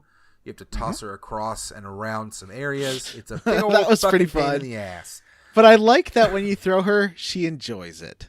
Mm-hmm. She's like, whee! You have to kill these nerve endings to get these nerves out of the way so you can go to some areas that you couldn't access before.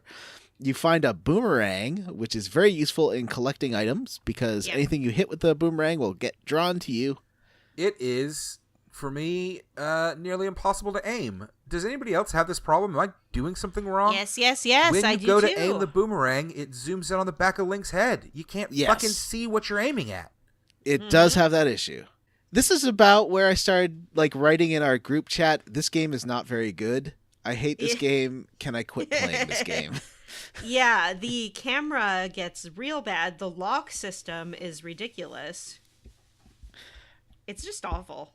I want to try what Matt suggested of doing the tap on lock instead of the hold lock, because maybe that might work a bit better. Where you like tap it once.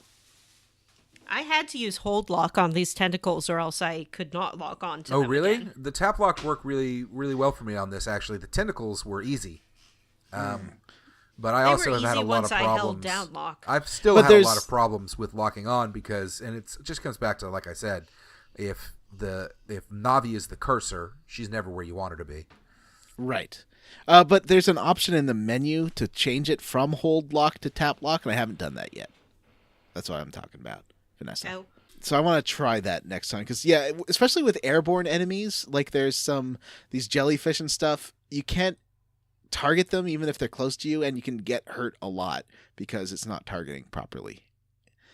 And it's a little frustrating. But that wasn't what I had the major issues with. There's a mini boss that I kept dying for about an hour, and I was getting enraged. It's a big octopus. Which one's the mini boss that you had such a problem with? The octopus. What do you have to do? You hit him with the boomerang, right? Well, I didn't know. So I thought I hit him with a boomerang and nothing happened, so I didn't try it again. So I couldn't do it because you need to stun him in order to hit him. The hardest part of this for me was catching up with him. Yeah, and not being hit by the spikies. Because it's a round room and he's running around. You can either run away or towards him, and you can't. He's a little bit slower than you, like a 0.5% slower. So you can catch up with him sometimes. But also the game's controls are so bad that running in a circle is very hard. Yeah, and if you hit the spikes, you take damage. Yeah. And because I didn't know you could stun lock him, and that's what you need to do in order to kill the boss, I was getting enraged. I thought I was I could tell I was missing something because it shouldn't be that hard. But, just all like the lock on not working well, and running in a circle not working well, and just when you get close enough to hit him, he disappears and stuff. And oh man, I was getting so angry. So angry. I found that if I let him hit me once, it would take like 1 heart damage, and then he'd turn around and go the other way, and that way I could catch up with him really quickly behind him. Isn't it? And I had enough hearts to let him like smack into me. What I did once I looked it up how to stun him, I just would stand in one place, let him come to me, use the boomerang, and then like hit him again to turn him around, and then just hit his butt. Yeah, the boomerang changes his direction if you stun him with the boomerang. Oh, yeah. I didn't realize. That's how you do it. It's pretty. Once you know how to do it, I defeated him in 30 seconds. It was very easy, but just not the not having the boomerang work the first time sort of led me down the wrong path with this. And so yeah, the trick is really to stand in place and let him come to you, and then smack him in the face with a boomerang. That's how you do it. It's a hard boss fight if you don't do it that way. Yeah, I got killed here once by the spikes. I got killed here maybe 10 times. Oh no. And I didn't have that spell. Did you not fill your bottles up with fairies?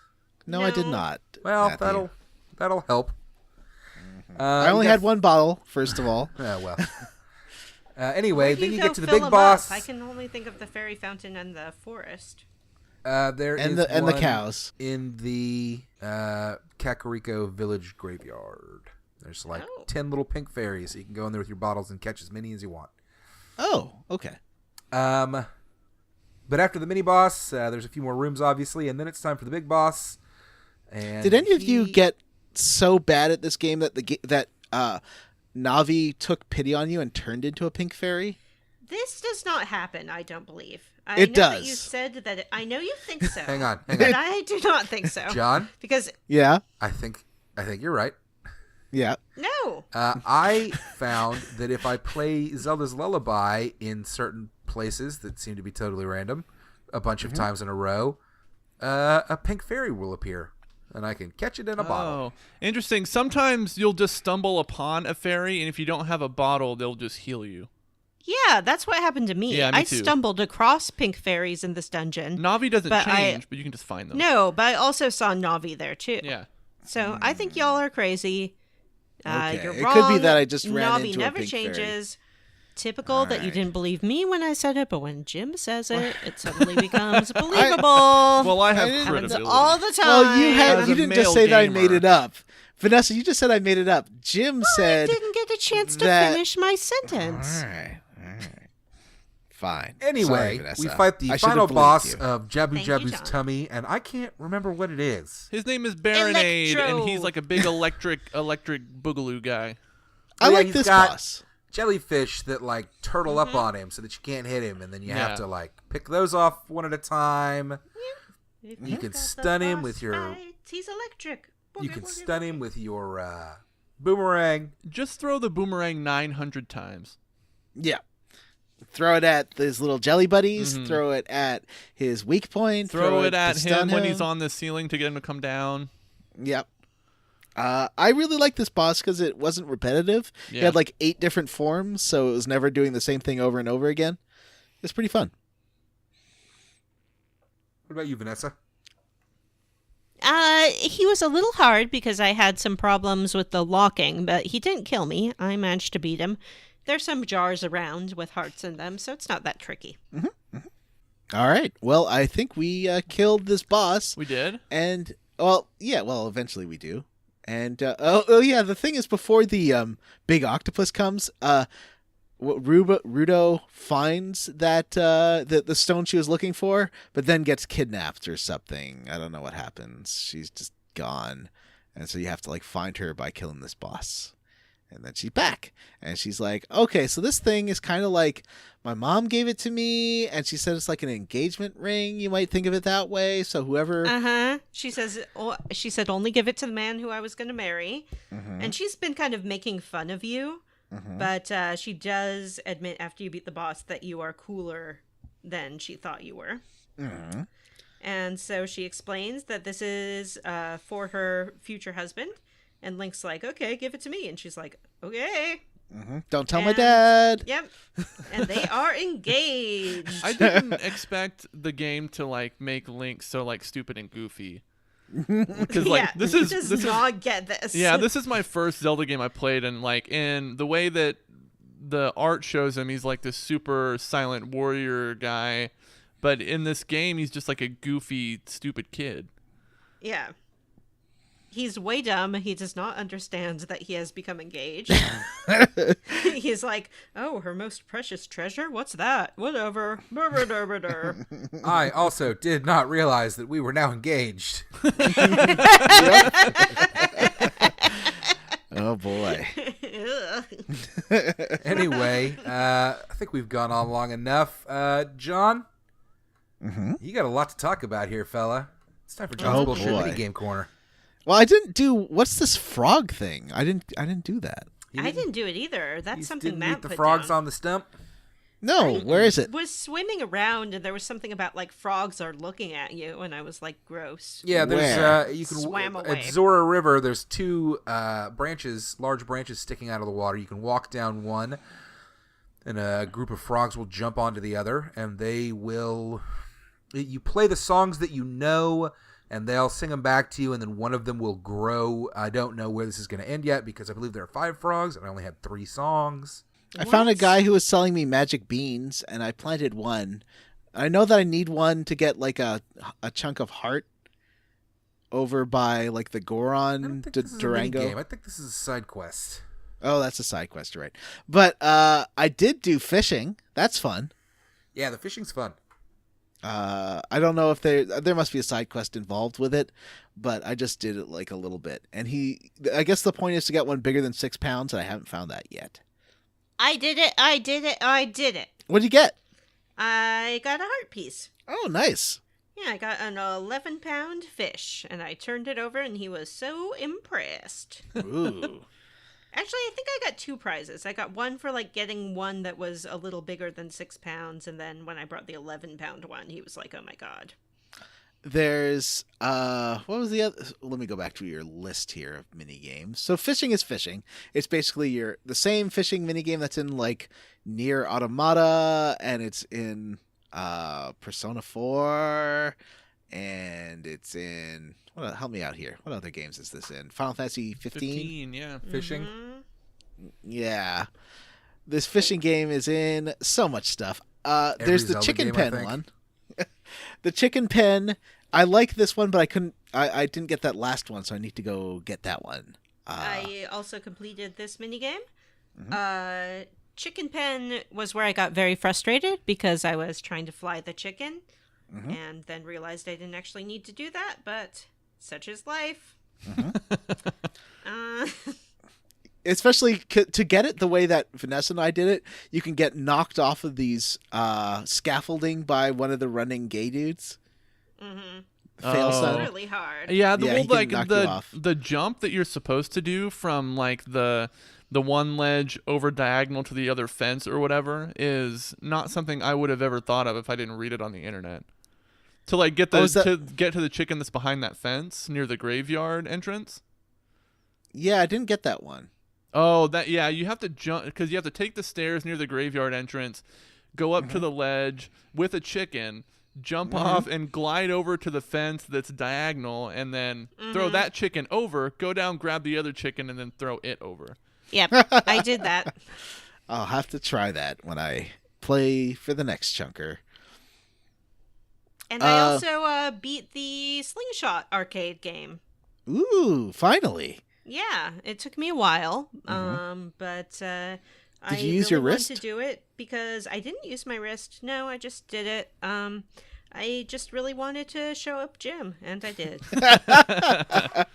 I did. Did anyone do the bomb bowling game? I did that one too. Mm-mm. I don't think so. Where's that? It just opened up. It's that's the one where there's a big crowd outside in Hyrule. It's like when you go, if you go in, it's kind of hard to say because I don't know the directions.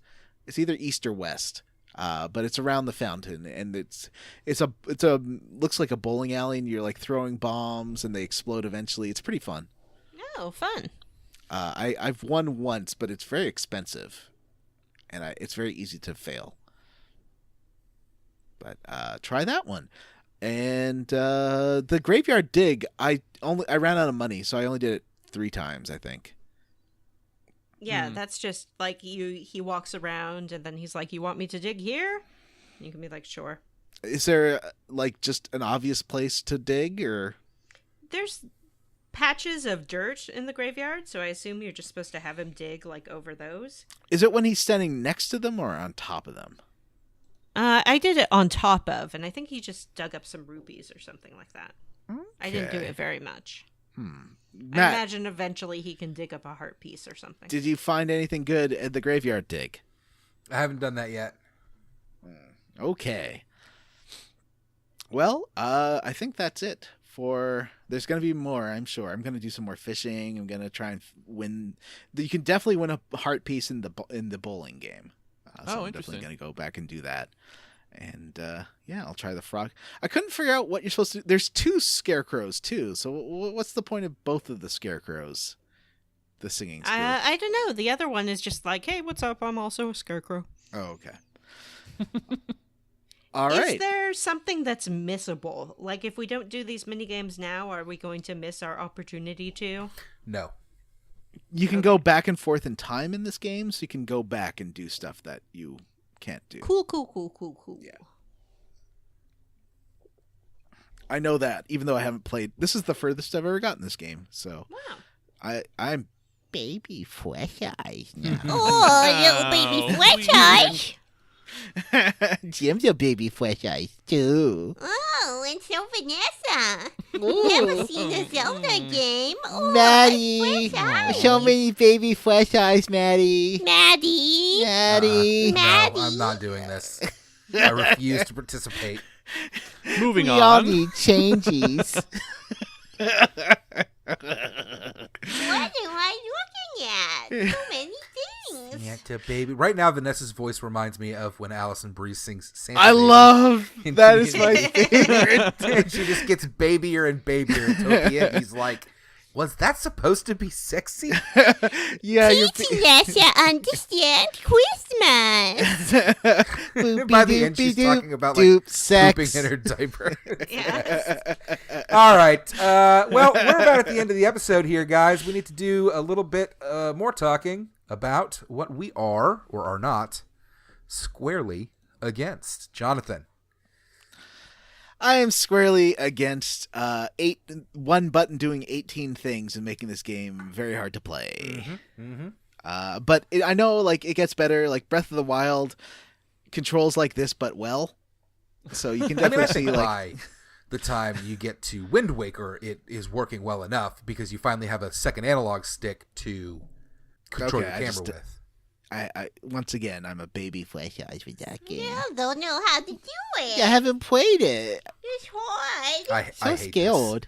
This. So, Jim, what are you squarely against? I'm squarely against the lock-on function seemingly only working about 10% of the time. It's a thing I'm sure we'll continue to talk about because it's terrible, but that's it for me. What about Vanessa? Like Jim, I am also squarely against the lock-on function. I'm having lots of problems with that. Cannot make it work, can't do anything, and I hate it. Well, I am roundly for Sexy Great Fairy. She a terrifying woman, and I want to get to know her better. Oh, my. Before we go, we have an email to discuss. We do. Let me read it. Ooh. Yay! This one reads, "Hello, gang. I'm a relatively new listener and just wanted to drop a quick note to say I really enjoy your show. Classic RPGs have a solid place in my heart, and it's fun getting to feel like I can get a fix of conversation about my favorite games from other people who enjoy them too. I recently showed you guys some love on my Instagram for my crafting hobby / side hustle at Crown and Crab. I make fuse bead art based mostly on video game characters and the like, so with the most recent Earthbound season wrapping up, I felt compelled to make sprites of the main characters and tell my followers about your show. I don't have an enormous following, but no doubt they're people who enjoy gaming like myself and will hopefully give you all a listen.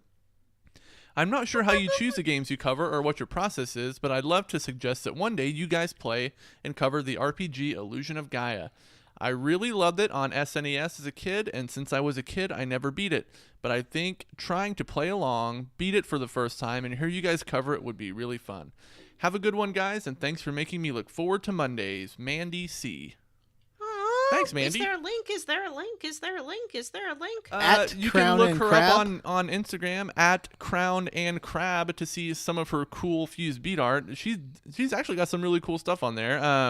Not only the Earthbound stuff, but there's some Eevees, there's some Cactuars, there's a lot of Pokemon, a Snorlax. There's a lot of cool stuff. Check it out. That is very cool. As for Illusion of Gaia, it is out of print. There is no digital release of it. I'm not saying it's impossible. We'd have to scrangle. That's a word. Scrangle up some cartridges for us, so Vanessa can play. And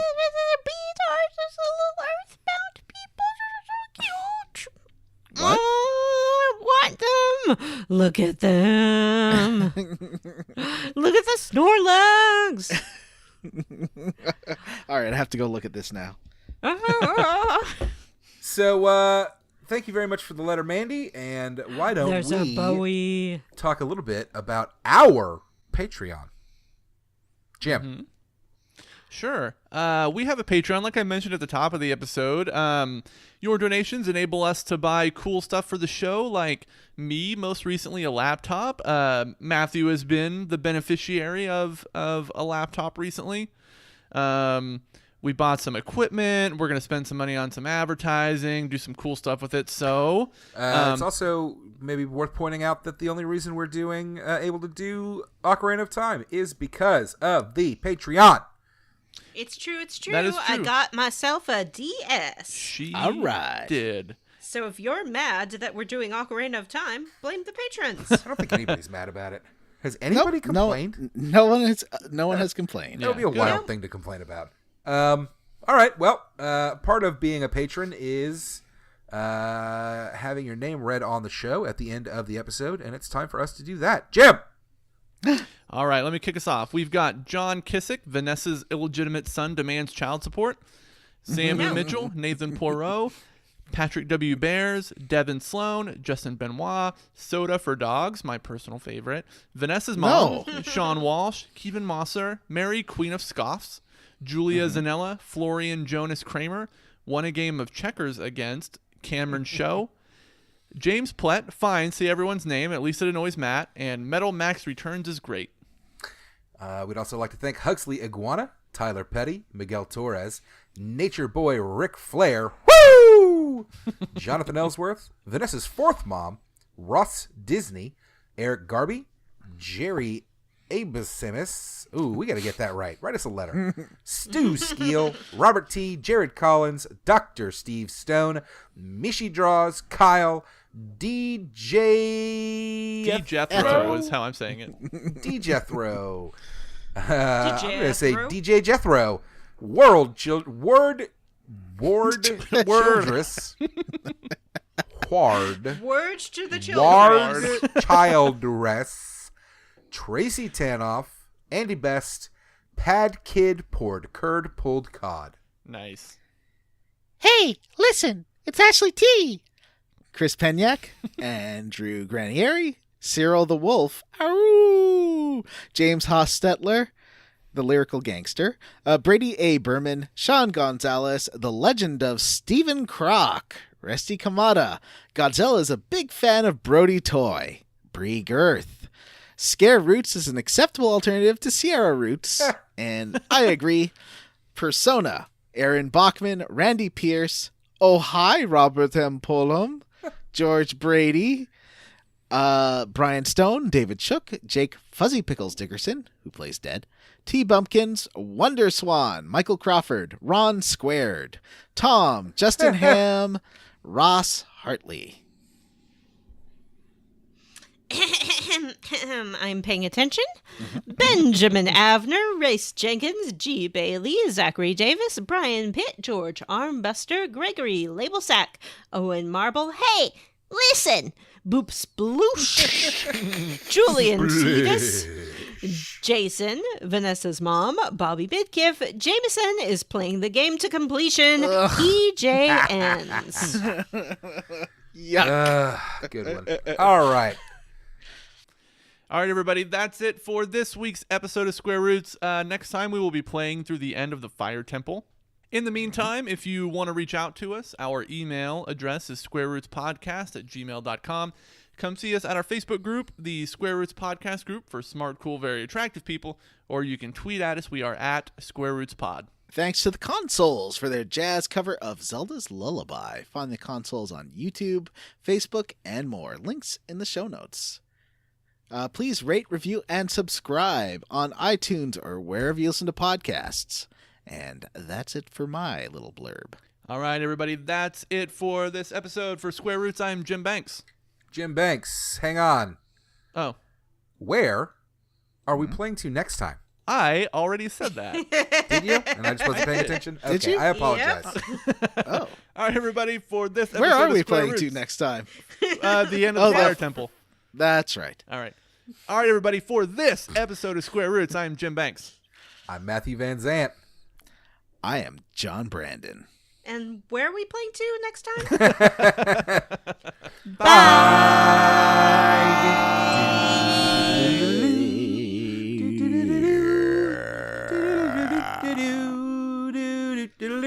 That hasn't played that song in this game yet, has it? I haven't got the Zelda theme yet.